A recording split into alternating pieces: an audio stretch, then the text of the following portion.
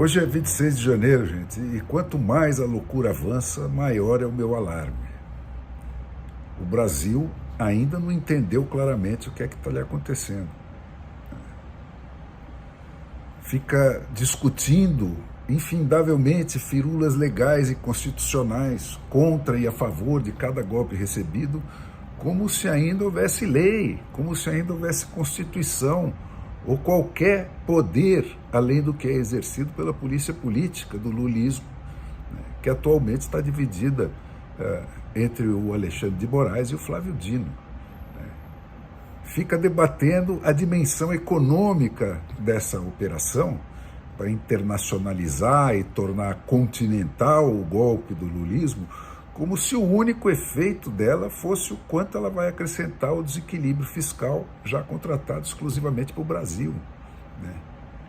Isso é tudo que a gente vê na imprensa, e não só na assumidamente parceira da ditadura, mas também entre os políticos que ainda resistem e os comentaristas de todas as tendências de dentro e de fora da internet.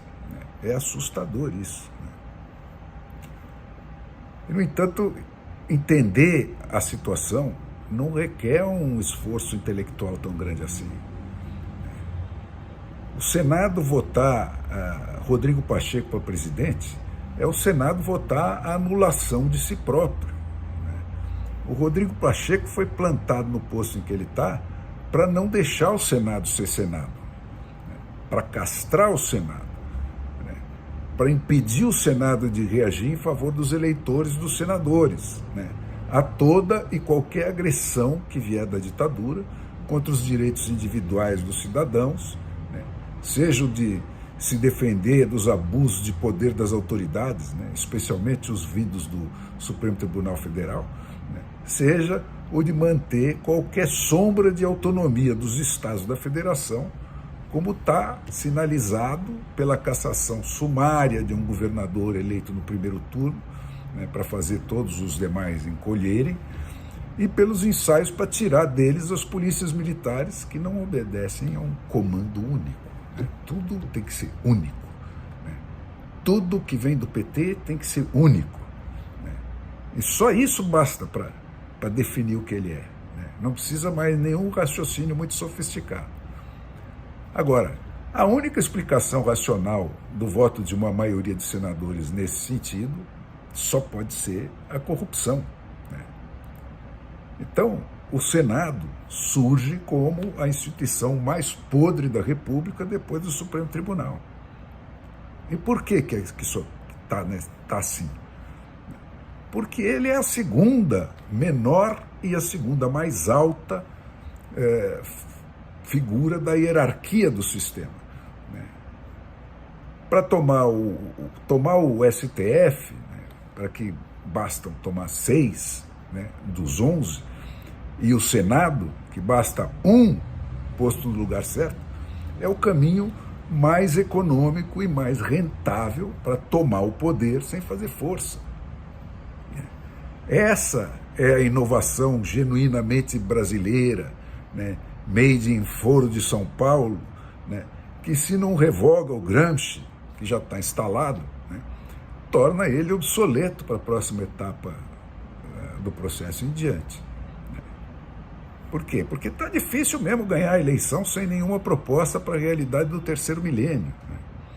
Esse negócio de raça, de gênero e outros conflitos fabricados ainda movem aí alguns idiotas, mas nem com a imprensa comprada inteira fazendo força consegue mobilizar um eleitorado suficiente.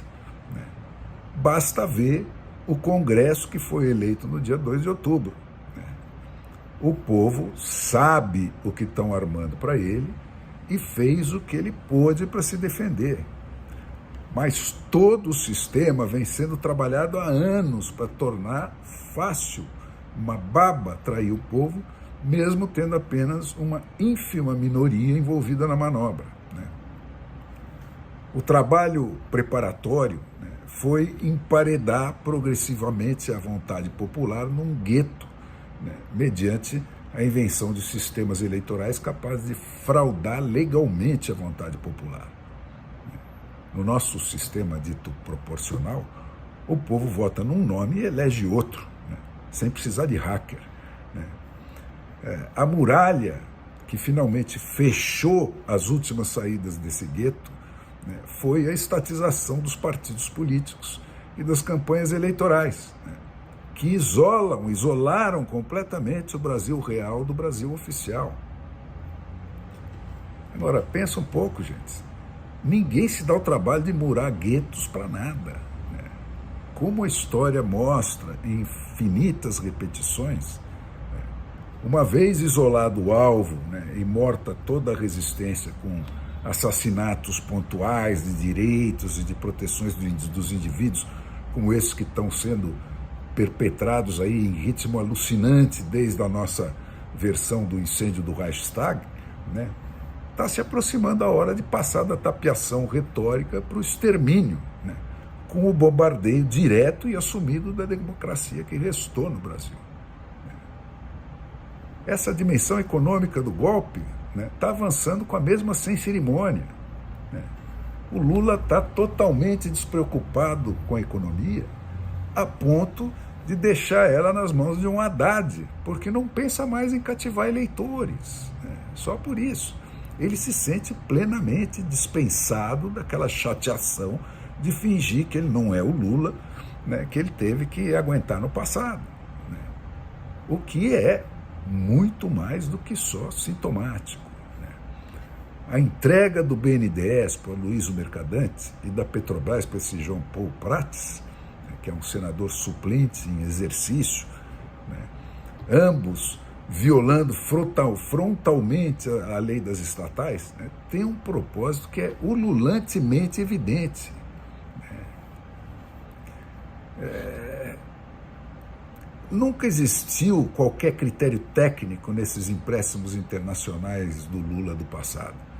Aquilo só foi um ensaio, né? Se tivesse o interesse de negócio que ele está alegando agora, na cara de pau que o caracteriza, né, se esses empréstimos fossem mesmo rentáveis ou seguros, né, os bancos privados já estariam nessa parada há muito tempo. Agora, pensa 2 segundos, né? Que juros seria necessário hoje para cobrir o risco Argentina, por exemplo? Qual a razão daquele país estar falido e bloqueado em todos os bancos do mundo, com exceção da UTI financeira do planeta, que é o Fundo Monetário Internacional? E os riscos de Cuba e Venezuela, então? Não é que existe dúvida, gente. O Brasil já tomou calote desses todos. Não é... E vai queimar mais dinheiro lá? Queimar nada. O Lula sabe exatamente o que é que ele está comprando com esse dinheiro. E ele está comprando para lá de barato. O chefe da campanha eleitoral nacional do Lula, posto na presidência, para presidente do Brasil, posto na presidência do banco que vai materializar a campanha internacional do Lula para presidente policucarátil das Américas Central e do Sul, né? E a colocação do senador do PT que está sendo plantado na Petrobras, né, igualmente frontalmente contra a lei das estatais, né? Ele está lá, ele está sendo posto lá porque o BNDES só distribui o dinheiro com que o Lula quer ir às compras, né? Quem produz esse dinheiro, como a Lava Jato demonstrou com toda a acuidade do mundo, né, que fez ela tão odiada pelo PT, é a Petrobras, né? Esse barulho em torno da volta do subsídio ao consumidor no preço dos combustíveis, tá? É o milho, né? É o milho que essa turma espalha para agarrar os frangos que eles vão assar, né? Ele está só enfiando uma moedinha no bolso dos otários para tirar os olhos deles dos enormes baús que são as refinarias, as plataformas marítimas e as outras grandes, gigantescas vacas leiteiras de bilhões de dólares que estão penduradas na Petrobras e nas outras estatais que eles querem voltar a ordenhar. Agora, dizer que tudo isso está acontecendo na velocidade e com a brutalidade em que está acontecendo para defender a democracia, né, é ofensivo à inteligência de qualquer mentecapto. Né? O Brasil, gente, está a 2 passos do precipício. Né? Se for vitoriosa a campanha eleitoral do lulismo, né, internacional, tomando posse do que ele plantou nos nossos vizinhos, com a mesma receitinha do Foro de São Paulo que ele está aplicando agora aqui no Brasil, né? Se eles constituírem a força armada da ditadura, né, seja pelo cerco às polícias militares e às forças armadas, que já estão encurraladas aí, seja pela criação dessa Guarda Nacional que está anunciada, não tem mais volta. Né? Não tem mais volta. Essa e as próximas muitas gerações desse continente inteiro podem dar adeus para sempre ao pouco de liberdade e de democracia de que eles já desfrutaram até hoje.